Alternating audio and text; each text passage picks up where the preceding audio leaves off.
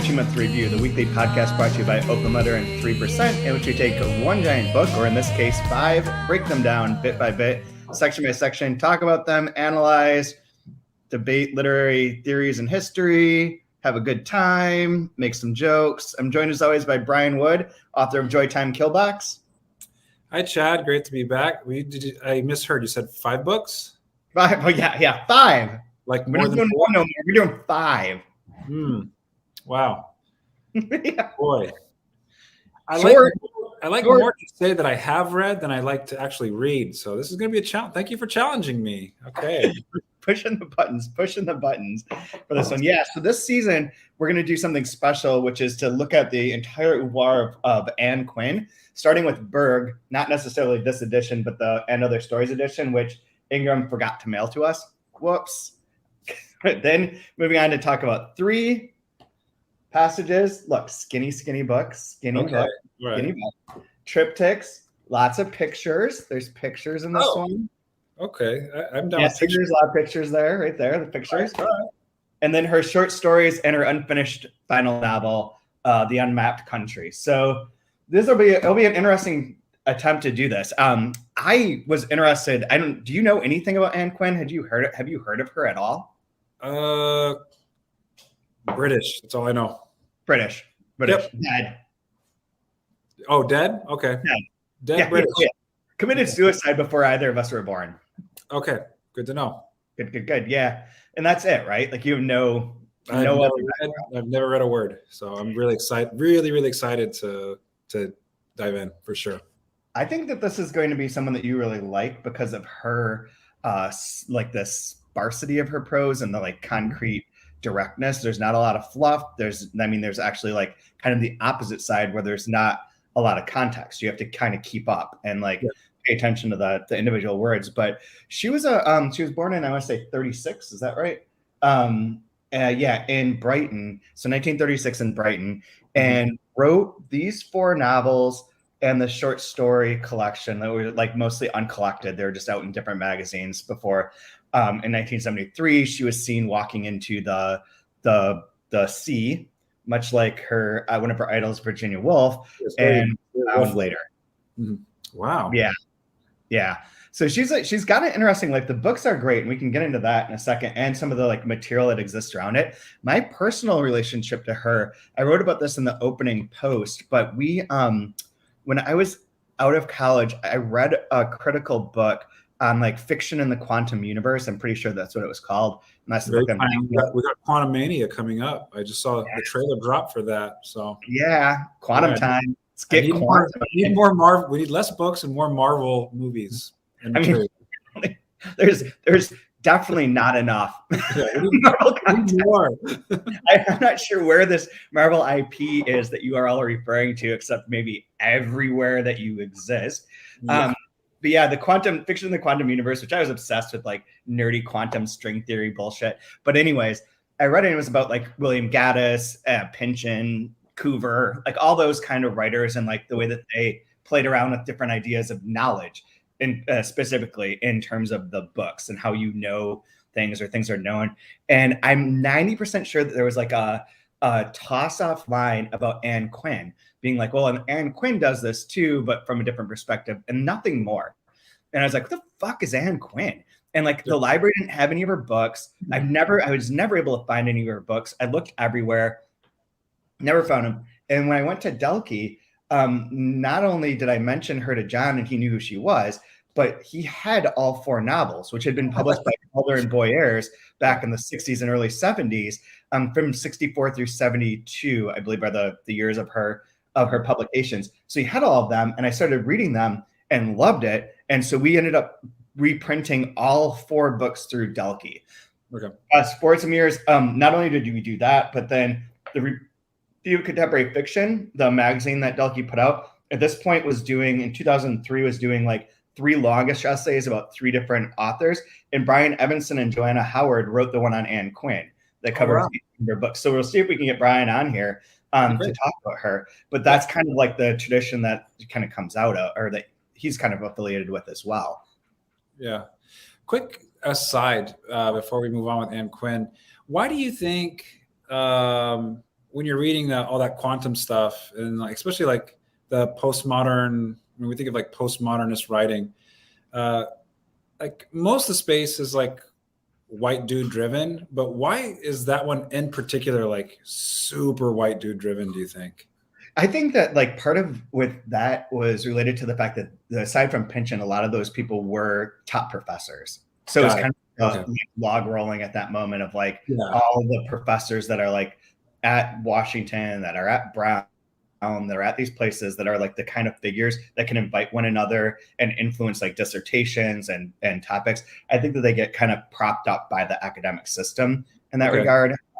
That's kind of my guess. I mean, because there are a lot of female writers that kind of fall into this. Although one of the points I want to make was that Ann Quin, the only book, that real true like singular book on Ann Quin is called Quin by Robert Buckeye, and was a scholarly book published by Delkey. It's maybe 100 pages maximum. I started reading it for like the bio information, which constitutes about 20 pages of the book, and that's it. And like of those 20 pages, it's really like 4 anecdotes that are repeated over and over and over again in every single book that I find that has an introduction about her. It's the same points. There's nothing more. There's no like giant Quin biography. There's no like there's not a lot of scholarly material on her. Even I found a bunch of essays and dissertations that have been written that reference her and put her in concert with like the various other British experimentalists.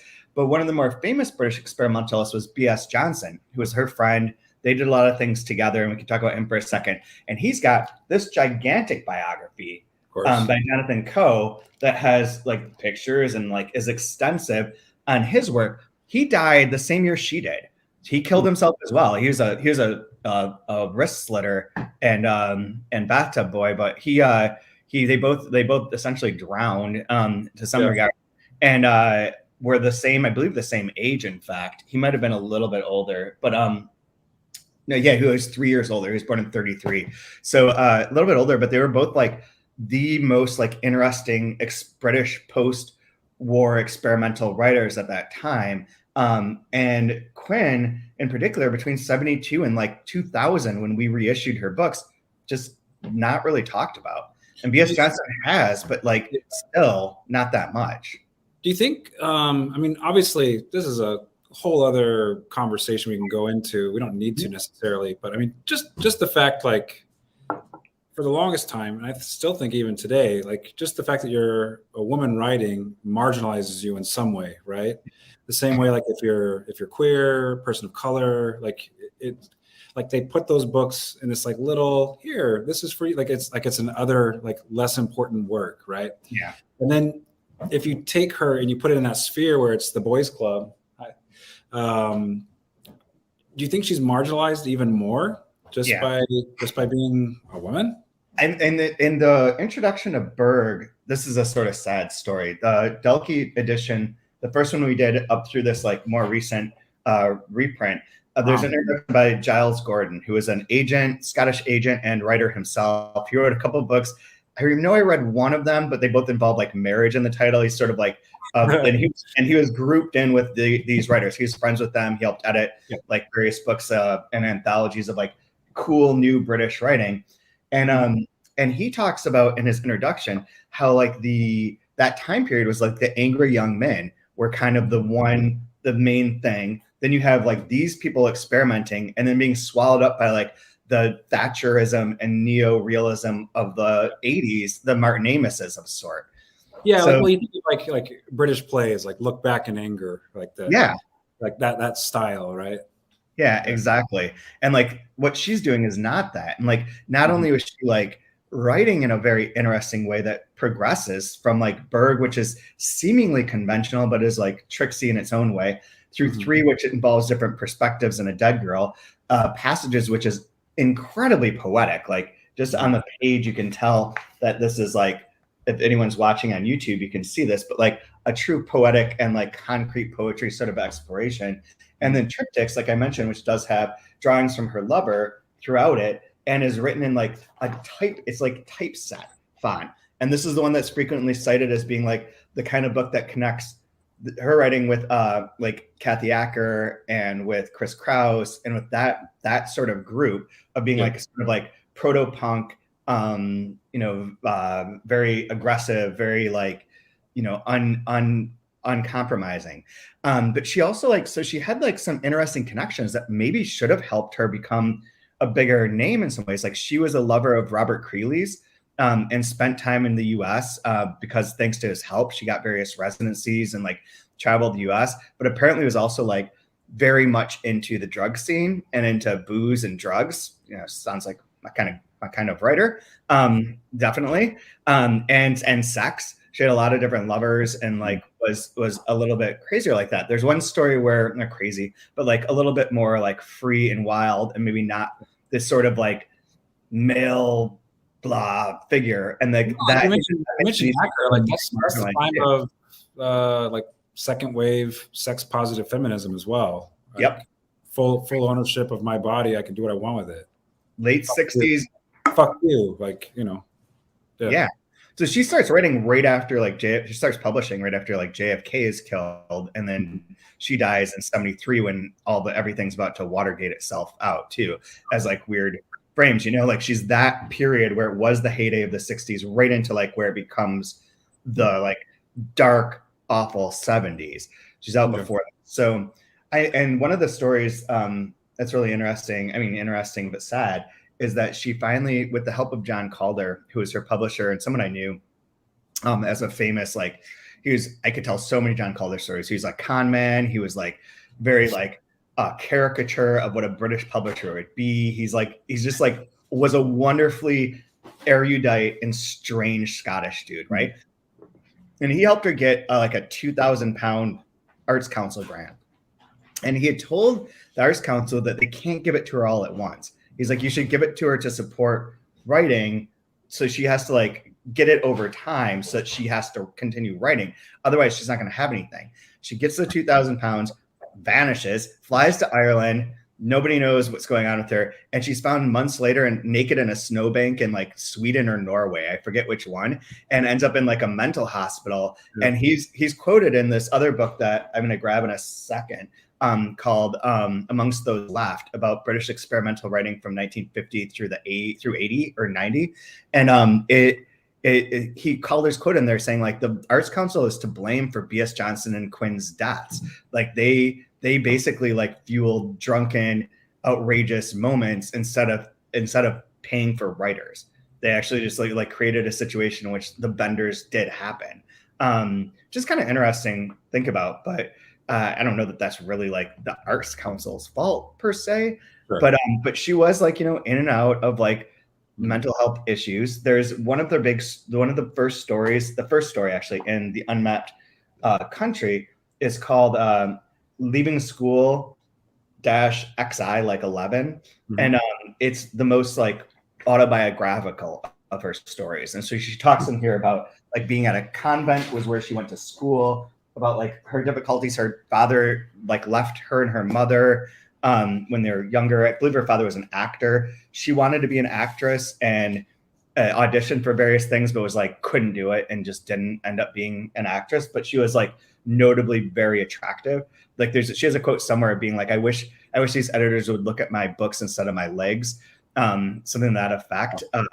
And she had 2 books that were rejected that ended up being lost to time, being thrown away before Berg finally finds a publisher. But in this one, she talks for a second about madness, where she says, I went to see a psychiatrist going more from curiosity and spent a few hours entertaining the horrified lady.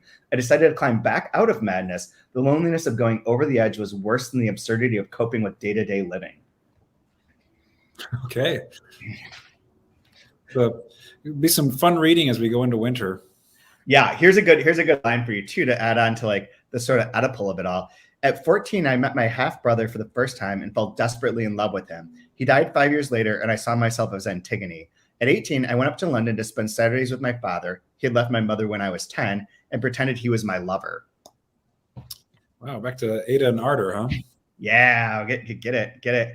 Yeah, there's a lot of like interesting like play between all of her books are centered around the number 3, either in characters or in variations of that. There's a lot of like, so you could read a lot of Freudian stuff into it, but also like this sort of shifting perspective and that sort of triangle of encounters and of knowing and of knowing each other. I think that, I think you're gonna really enjoy her. Yeah, I was gonna be a fun ride. Do you know B.S. Johnson? So B.S. Johnson's like kind of in my mind her compatriot that was like more popular, but I looked, his books are still in print from New Directions, but like I think in print is a very loose way of putting copies exist. Yeah. No, know of them, don't know them.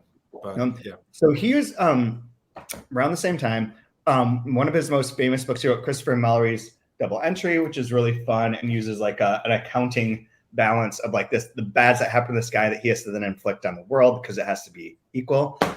He wrote this book that is a collection of essays that I've never read, and I got it out from the library today, called "Aren't You Rather Young to Be Writing Your Memoirs?" It's wonderful. I just used that line in class last week. Oh, really? Yeah, talking about memoir. Like, we're all too young to be writing memoir because we don't know anything, have done nothing, but we're gonna do it anyways. Aren't you young to be? Yeah, I like that. He's doing it, and his like some of his other titles of the essays are like where to go? Are like everyone knows somebody who's dead. Okay. Count as fictions. A few select sentences, but the book that I know him from is the book that's included in this omnibus that I'm holding up for those of you on YouTube, called House Mother Normal. There's all about these people in like a home for the elderly and disabled, and there's the same story. I think it's 22 pages long. Am I right? 21 pages long. The same sequence of events is told over and over and over again from different people's perspective, but from the way in which on the third page, the same thing happens in every one of their perspectives. On the 7th page, the same thing happens. On the 21st page, the same thing happens. But they're all told extremely differently because he was obsessed with like kind of like the way that it was told too. And the thing that stands out about these is that in House of Mother Normal, before each person's chapter, you get like a little bio sheet on them in which it's like gives their statistics. So it's like age 74, marital status, widow, sight 60%, hearing 75%. Touch 70%, taste 85%, smell 50%, movement 85%, CQ count 10, pathology, contractures, incipient helix vagus. I don't know what the other ones are. Like their own little like thing. And by the end, you get to like a guy who's like that on the page, his recounting of the events is like a word here and there, like all over the place. Work, fancy, blah, yeah, stick. Like it's like all nonsense. But his is like age 89, marital status, bachelor, sight 10%, hearing 15%, touch 25%, taste 20%, smell 10%, movement 15%. But they were doing, so she made in triptychs and passages, I think she's more experimental like that, but they were having fun with the idea and the form of what fiction should be. So far as like another book that you might, for anyone watching, if you don't have, is B.S. Johnson's The Unfortunates, which is a box and of which there is these bound little pamphlets, and there's a number one and a final one, and the rest you're just supposed to read randomly. But they tell about him going to write up a soccer match and remembering that like his old professor or mentor like lives in this town, and like kind of jibing all those things together, but in a way in which chance plays a real focus and like how things get placed next to one another. So they're playing like ideas, and this is where like the fiction in the quantum universe comes back, of like ideas of chance, ideas of like knowledge, of the all of the like, this is the narrator who knows everything, this is the British narrator who explains the world and everything is right. All that's broken for them, obviously. And they're like post World War II, but also post 50s. They're into that 60s moment where it's like questioning how we come to know things and like what's possible to see.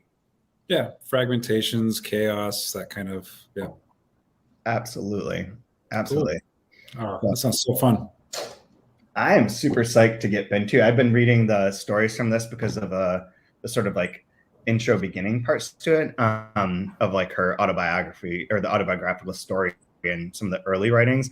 And it's just making me like super excited to go back. I haven't read these books in ages since we reissued them.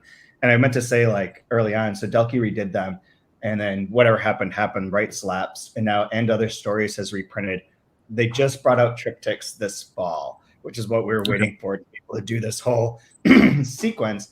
But they started with the uncollected, the unmapped country, and then went back and printed each one of the novels in order as well, with new introductions for the most part by like Claire Louise Bennett, Joshua Cohen, Pulitzer Prize winning Joshua Cohen, Danielle Dutton, who worked at Dalkey for a time and runs Dorothy, a publisher. So they're like good introductions, good moment to like reintroduce. I think that Triptychs was in fact reviewed in the New Yorker not that long ago. Oh, that's but pretty cool. Nevertheless, I still feel like she's not getting her due. Yeah. Does she have an estate or like an executor, or do you know? No, the way that I don't believe so. So when we had the rights, we got them through Marion Boyer's daughter, Catherine Kilgariff, who ran Marion Boyer's publishing after her mom passed away, and all the rights were held with her. Boyers and Calder, Marion Boyers and John Calder were like a joint team for a time, and then they split apart because I don't know the Marion Boyer story. I believe that she was like pretty up and up, but John Calder was definitely like a crook, like through and through. So they had whatever falling out they had. And she got to keep the rights to Ann Quin, but he took most of the other like noteworthy properties and publishing like authors that he had. But I've been looking through, like I keep finding, like I was looking at some of the other writers from this period, British writers from this period, and like they're all Calder books. Calder was like really keeping this alive. It was like an anti-establishment, anti-objective narrator sort of vibe. That was the place you went to. Calder was like the best list, and now it's like, pissed to the wind.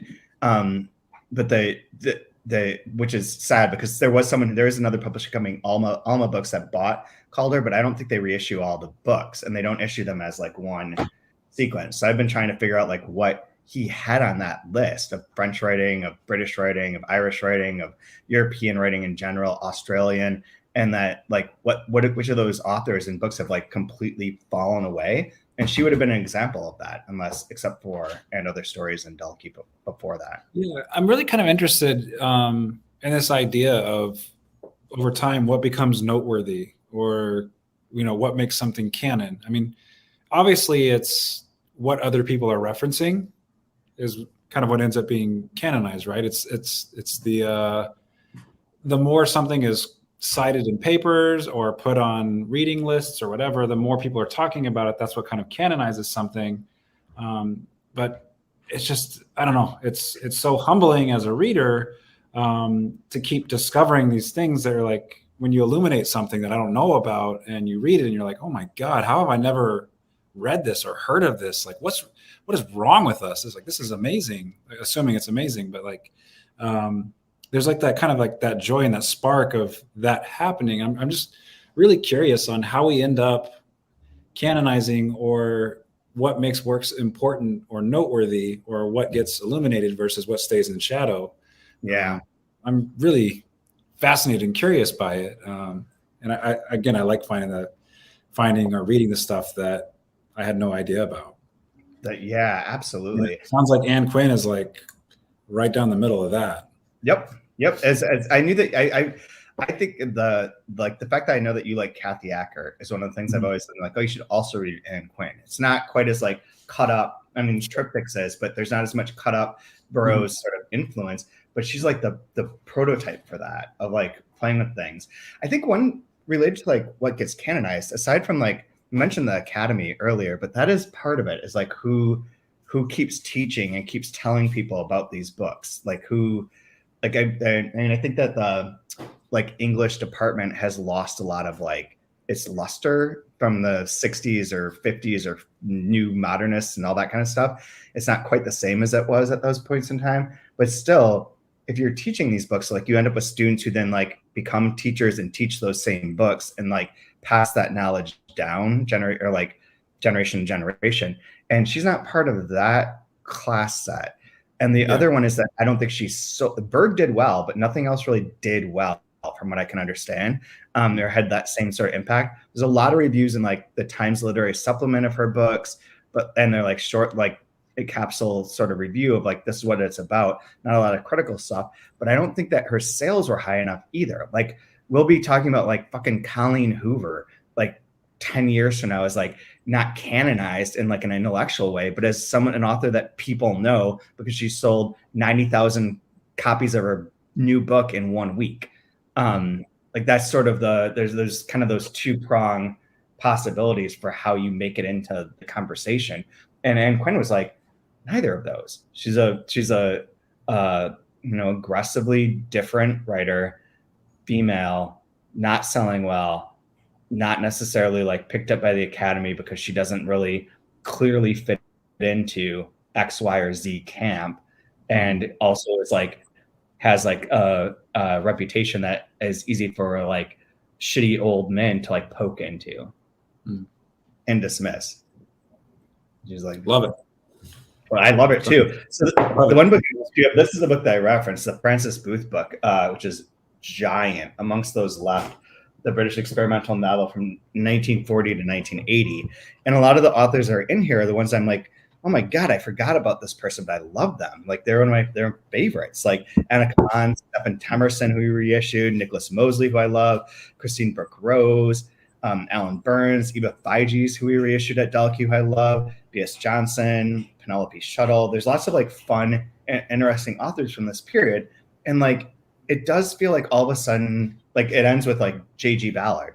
But then all of a sudden, like, I don't know what British fiction does that's like that strange or experimental anymore, with the exception of like Tom McCarthy, who blurbed an Ann Quin book. And then there's a writer named Stuart Home, who you may or may not know, but Stuart Home wrote a book called 69 Things to Do with a Dead Princess. And he's a very Ann Quin writer. I think Ann Quin might be a character in that book. He's published by Canongate. He sort of fits the same sort of like rebellious, innovative style. But like a lot of that experimentation sort of went away. And I feel like Ann Quin's a good link between like what was happening then and what happened for like moments in the 2000s with like the Kathy Ackers or the 90s and that era. And that now I think we're kind of coming back to again, but like has been lost, where like there's still been this sort of British social conventional novel for so long. And this plays with that in many ways. Well, there is a book called, I don't know if you've heard of it, it's called Duck's Newburyport. It's one sentence. Not British. I'm just kidding. I've never heard of said book. Yeah, let's see if there's another good quote here about her life. So her life, is really like her life part is like overlooked, which is fine. Like I don't really care about the lives of the authors that we read per se, like not in a specific way. I do think though that like if there were a big biography on Ann Quin that had come out, she would be more noted and discussed the way that B.S. Johnson at least has that fighting chance because he has that biography. Well, if you name your work Double Entry, you're going to get a little more interest from the younger generation, the Tinder generation. I think this is actually if it were called Triptychs DP, we'd be all over it. You know what I'm saying? And 3, some. Yeah, I'm one of those weird readers where I don't really want to know much about the actual author. I just like to read the work. Mm-hmm. Because like more often than not, like like if you hear an author's gay, like you end up. I had one teacher that says like, don't queer the text. Yeah. Like what's on the page is on the page. Like if the author's gay, you can't just like read everything. Oh, this is a gay person. So, or, oh, this person grew up at this time. So it means therefore you're like, no, just read the work. What's on the page is what's there. And then once I read it, I like to kind of go back and then maybe learn more about them. So yeah, I like it works for me because I'm ignorant reading everything. So yeah. I'm typically untainted in my reading of most authors. So I was going to look at, so I forgot to finish telling the story. So Giles Gordon, who wrote the introduction for Berg, like I'd been in touch with him. He wrote it. He was like part of the SAT agent. He wrote this introduction for us, sort of overview of the whole thing in 2001. And he died 2 years later. He fell outside of his apartment and died a fortnight later, like of complications. But I remember being in touch with him about all these authors, like Bridget Brophy is another one who I absolutely love. And if we can get the rights back to In Transit, I want to reissue that immediately. I think that she is also like an incredibly fun experimental Irish writer. But there's like a lot of, for me, this period of time I really like in terms of writing. I think that there's a freedom to it and a sort of like vibrancy that I don't always, that has been sort of maybe, and this is controversial and I can ask you, but like it feels a bit workshopped out. Like a lot of this kind of craziness has been workshopped out of culture. Yeah, it can. I don't know. Like for me, it ended up happening. I don't know, like a lot of the stuff I liked reading when I was first getting into writing was kind of that early 90s American lit, where you would get people, it's like another white dude camp, obviously, but like where you would get like David Foster Wallace and like Mark Lerner,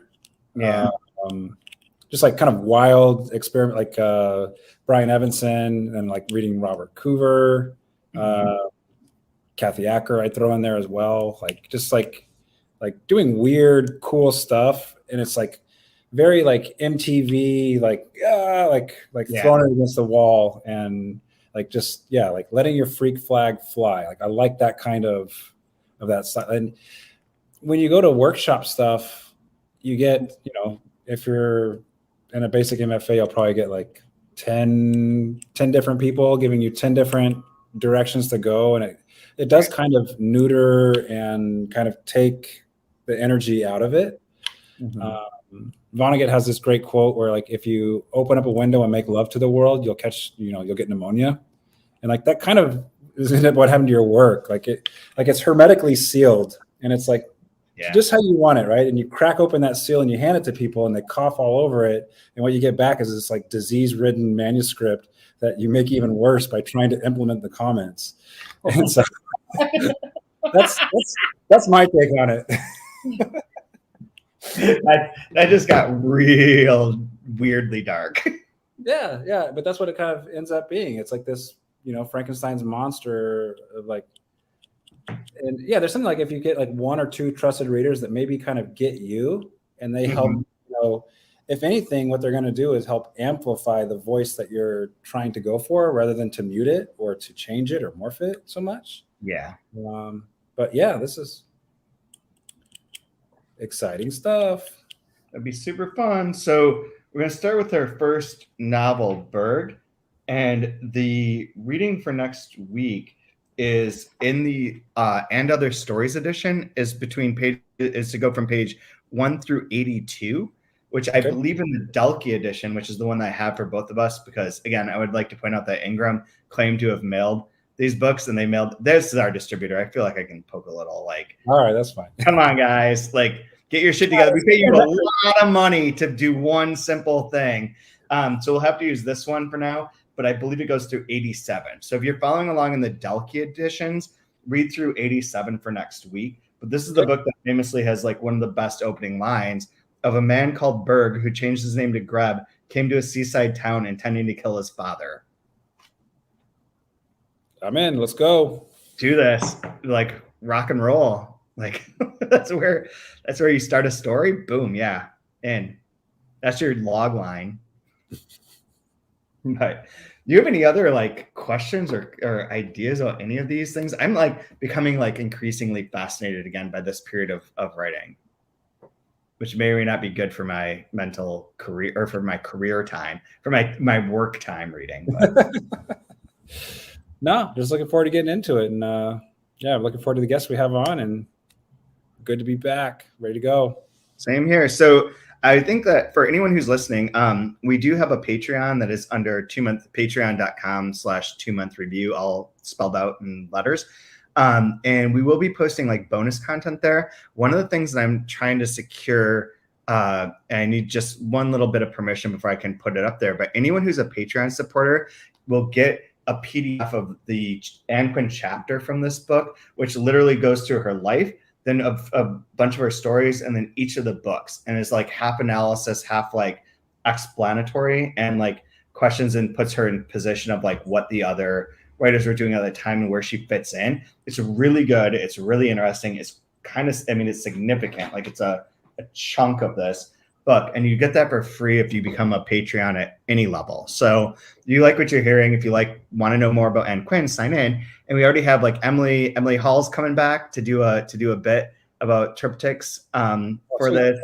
We're hoping that Tom Flynn from And Other Stories will come on and talk about the marketing and sales promotion. But we will have like bonuses throughout the season that will be available to Patreon subscribers in advance. And then I'm gonna brainstorm some seriously transgressive Ann Quin merch, since we'll probably be able to do it without getting in trouble. I mean, the thing is, like, I think that she was involved too with like a very famous, like at an early part of her life before she wrote Berg, she was involved with a famous conceptual artist named Billy Apple, who went by the pseudonym Billy Apple. He's New Zealand.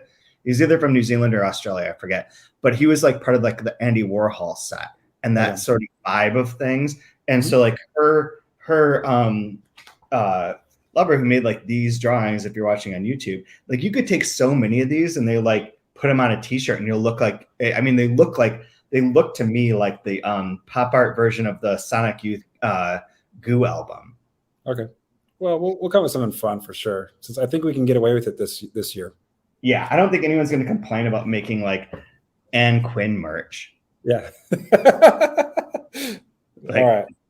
Please don't do that. Like, we don't want anyone to know Ann Quin exists. Yeah, coming soon, the coolest Ann Quin shirts possible. So keep a lookout. Hell yes. Buy them, support us. Also, if you like what you're hearing, rate and review us on iTunes or wherever you get your podcasts. That'd be very helpful for us. And I guess we will be back next week. All right. Adios.